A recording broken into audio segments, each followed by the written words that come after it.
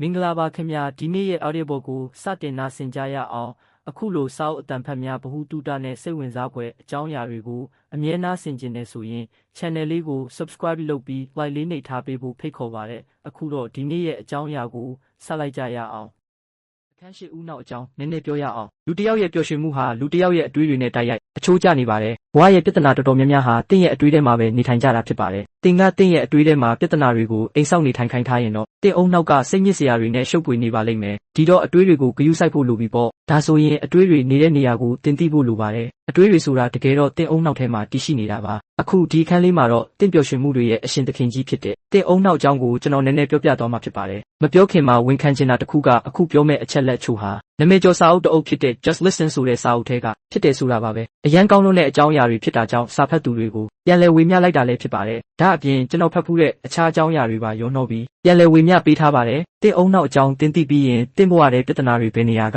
ဝင်လာတယ်လဲဆိုတာတင်သဘောပေါက်သွားပါလိမ့်မယ်အဲ့လိုသိသွားရင်နောက်မဖြစ်အောင်လဲတင်တားဆီးနိုင်ပါလိမ့်မယ်အကျိုးဆက်အနေနဲ့ယခုထက်ပျော်ရွှင်တဲ့ဘဝလေးကိုတင်ပိုင်ဆိုင်လာမယ်ဆိုတာကျွန်တော်ပြောရဲပါတယ်လူတစ်ယောက်မှာအုံနောက်ဘယ်နှခုရှိလဲတင့်မှာအုံနောက်ဘယ်နှခုရှိတယ်လို့တင်ထင်ပါတယ်လဲကျွန်တော်ကတော့ Just Listen ဆိုတဲ့စာအုပ်မဖတ်ခင်အချိန်ထိအုံနောက်ဆိုတာတစ်ခုတည်းလို့ထင်ခဲ့မိပါတယ်တကယ်တော့ကျွန်တော်တို့အုံနောက်မှာအပိုင်း၃ခုသို့မဟုတ်အုံနောက်နဲ့၃ခုပါဝင်ပါတယ်ဒီအကြောင်းကို1982ခုနှစ်မှာ Body Malan ဆိုတဲ့ပညာရှင်ကတွေ့ရှိခဲ့တာဖြစ်ပါတယ်သူတွေ့ရှိခဲ့တဲ့ theory ရဲ့နာမည်ကတော့ Dream Brain ဆိုတာပဲဖြစ်ပါတယ်ဒီစာအုပ်ထဲမှာတော့စာဖတ်သူတွေစိတ်ညစ်သွားအောင်အရှိကြီးရှင်းပြသွားမှာမဟုတ်ပါဘူးအရေးကြီးတာလေးတွေပဲပြောသွားမှာဖြစ်ပါတယ်ကျွန်တော်တို့အုံနောက်ဟာ၃ပိုင်းရှိတယ်ဆိုပေမဲ့ထူးခြားတာတစ်ခုကဒီ၃ပိုင်းဟာတစ်ခုနဲ့တစ်ခုတိတ်ပြီးမရိုင်းပင်းကြပါဘူးအတူတကွစုံစားတာမျိုးရှားပါတယ်များသောအားဖြင့်သူတို့ကအချင်းချင်းရန်ဖြစ်နေကြတာများပါတယ်ပထမတစ်ခုက reptilian brain ဖြစ်ပါတယ်သူကတော့လူတွေတိတ်မတွေးစရာမလိုပဲသူ့ဘာသာသူတာဝန်ထမ်းဆောင်နေတဲ့အုံနောက်ဖြစ်ပါတယ်သူဟာလူသားတွေဖြစ်တည်တဲ့ကရှိခဲ့တဲ့အပိုင်းဖြစ်ပါတယ်ဥပမာတင်းလက်နဲ့မိထိသွားရင်တင်းလက်ကဘာဖြစ်သွားမလဲနောက်ကိုတွန့်သွားမှာပါအဲ့ဒီအတွက်တင်စူးစားသေးလားစူးစားချိန်ယူလိုက်သေးလားဆိုတော့မယူခဲ့ပါဘူးအုံနောက်က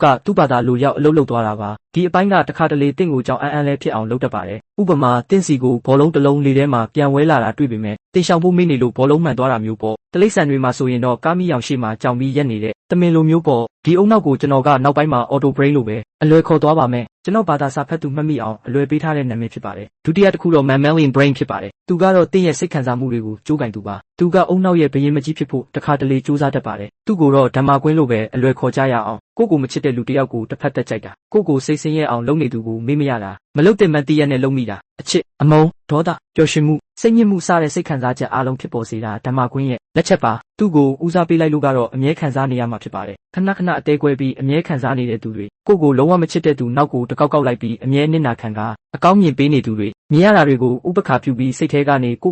ညာနေသူတွေဟာဒီအစိတ်ပိုင်းရဲ့လွှမ်းမိုးမှုခံနေရသူတွေဖြစ်ပါတယ်ဒီအပိုင်းဟာတင့်ရဲ့ပျော်ရွှင်မှုအတွက်အရန်ကိုအရေးကြီးတဲ့အစိတ်ပိုင်းဖြစ်ပါတယ်အပြင်လောကမှာတော့သူ့ကိုနှလုံးသားလို့လူတွေကခေါ်ဝေါ်တတ်ကြပါတယ်တတိယတစ်ခုကတော့ human brain ဖြစ်ပါတယ်သူကတော့ဆရာကြီးပေါ့သူကအချက်ကြတွေးတတ်တဲ့အပိုင်းဖြစ်ပါတယ်သူ့ကို logic လို့တင်စားခေါ်ရအောင်သူက auto brain နဲ့ဓမ္မကွင်းစီကအချက်လက်တွေကိုစူးစီးတယ်သုံးသပ်တယ်ပြီးတဲ့အချိန်မှာတော့ယုတ်တိအရှိဆုံးကျိုးချောင်းစီရောဆုံးအဖြစ်တစ်ခုကိုထုတ်ပေးပါတယ်ဒီလိုချစ်ကင်းဆိုတဲ့အုံနောက်ကြောင့်ပဲကျွန်တော်တို့လူသားတွေဟာတလိษံတွေထက်ပိုပြီးညံစွမ်းတာလွန်နေကြတာဖြစ်ပါတယ်ဒီအုံနောက်ကြောင့်ပဲကျွန်တော်တို့ဟာကြောက်ခစ်ကနေဒီခစ်လို့တိုးတက်တဲ့ခစ်ကိုရောက်လာကြတာဖြစ်ပါတယ်စတားတက်ရုပ်ရှင်တွေကြည့်ဘူးသူဆိုရင်တော့စပ်ပေါ်လို့စူးစားခြင်းပေါ့ရှားလော့ဟုံးဇလန်းတွေကြည့်ဘူးသူဖတ်ဘူးသူဆိုရင်တော့ရှားလော့ဟုံးလို့စူးစားခြင်းပေါ့မြန်မာတွေနဲ့အနီးဆက်ဆုံးဆိုရင်တော့စုံထောက်ကြီးဦးဆန်ရှားစားပလင်းနဲ့မောင်စားတဲ့သူတွေရဲ့စူးစားပုံမျိုးပေါ့ခံစားမှုကိုဦးစားမပေးဘဲအချက်လက်နဲ့ယုတ်တိကြစူးစားဖို့ကိုဒီအပိုင်းကတာဝန်ယူပါတယ်အခုတော့အုံနောက်၃ပိုင်းအကြောင်းတင်တည်လောက်တည်သွားပါပြီဒါတွေဘာလို့ကျွန်တော်ရှင်းပြနေတာလဲဆိုတော့တင့်ပျော်ရွှင်မှုအတွက်အရန်ရေးကြီးလို့ပါကျွန်တော်တို့ဒေါသထွက်သွားတာပဲဖြစ်အရန်ဝမ်းနေသွားတာပဲဖြစ်စိတ်အနှောက်အယှက်ဖြစ်သွားတာပဲဖြစ်အဲ့ဒီလိုအချိန်မျိုးမှာ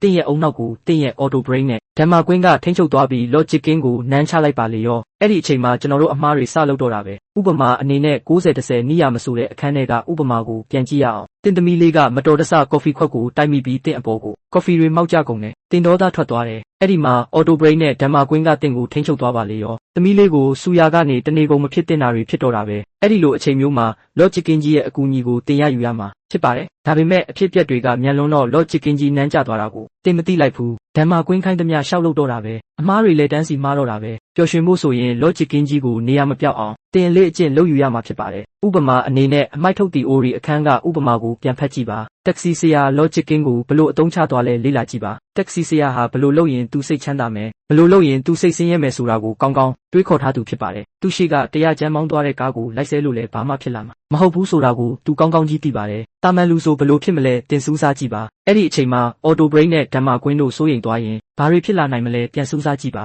အမိတ်ဒေါ်လာဆိုတာအုံနောက်ထဲကအပိုင်းသေးသေးလေးတစ်ခုဖြစ်ပါတယ်တင်ကြောက်လက်တဲ့အချိန်အစိုးရိမ်လွန်တဲ့အချိန်တွေမှာအမိတ်ဒေါ်လာကစတင်ပြီးတက်ဝင်လှုပ်ရှားလာလေးရှိပါတယ်ဥပမာတင်ကညဘက်နောက်ကျမှအိမ်ကိုပြန်လာတယ်တင်နောက်ကတစုံတစ်ယောက်လိုက်လာတယ်လို့ခံစားလာရတယ်အဲ့လိုအချိန်မျိုးမှာအမိတ်ဒေါ်လာကစပြီးအသက်ဝင်လာပါတယ်တင်ရဲ့လောချစ်ကင်းကြီးကလည်းအဲ့ဒီအချိန်မှာနိုးလာပါတယ်တင်ရဲ့လောချစ်ကင်းကတင်နောက်ကအတန်ကိုဘာတန်လဲဆိုတာသိဖို့စမ်းစစ်ချင်တယ်ဒါပေမဲ့တခါတလေအချိန်ကတိတ်မရဘူးအဲ့ဒီအချိန်မှာတင်ကအရန်ကြောက်လာတယ်အဲ့ဒီလိုကြောက်လာတဲ့အချိန်မှာတင်ရဲ့အုံနောက်ထဲကအမိတ်ဒေါ်လာဟာလောချစ်ကင်းကိုစတင်မောင်းထုတ်ပါတော့တယ်လောချစ်ကင်းကြီးနဲ့အခြားဘရိတ်နှစ်ခုကြားထဲကတကားကိုပိတ်လိုက်ပါတယ်ဒီအချိန်မှာတော့အော်တိုဘရိတ်နဲ့ဓမ္မကွင်းကတင်ကိုစတင်ထိန်းချုပ်ပါတော့တယ်နောက်ကဘာသာမှန်းမသိပဲစွပြေးပါတော့တယ်လေတိုက်တဲ့အတန်လည်းဖြစ်ကောင်းဖြစ်နိုင်ပေမဲ့လှဲ့တောင်မကြည့်ပဲပြေးရကနေချော်လဲခွေးတွေကလိုက်အိမ်ရှိရောက်တော့တကားကဖွင့်မရပုံမှန်3စက္ကန့်အတွင်းဖွင့်လို့ရတဲ့တော့ခလောက်ကလက်တွေတုံနေပြီးတော်တော်နဲ့ဖွင့်မရအဲ့ဒါတွေဟာလောချစ်ကင်းကြီးနန်းကျသွားခြင်းရဲ့စိုးကျိုးတွေဖြစ်ပါတယ်ကလေးတွေဟာဘာလို့လူကြီးတွေထက်ပိုပြီးအကြောက်လွယ်ရတာလဲဆိုတော့သူတို့မှာလောချစ်ကင်းဆိုတဲ့အပိုင်းဟာတိတ်ပြီးမဖွံ့ဖြိုးသေးလို့ပါနောက်ထပ်ဥပမာတစ်ခုဆိုရင်90-10နီးရမဆိုတဲ့အခန်းထဲကဥပမာကိုပြန်ကြည့်ပါ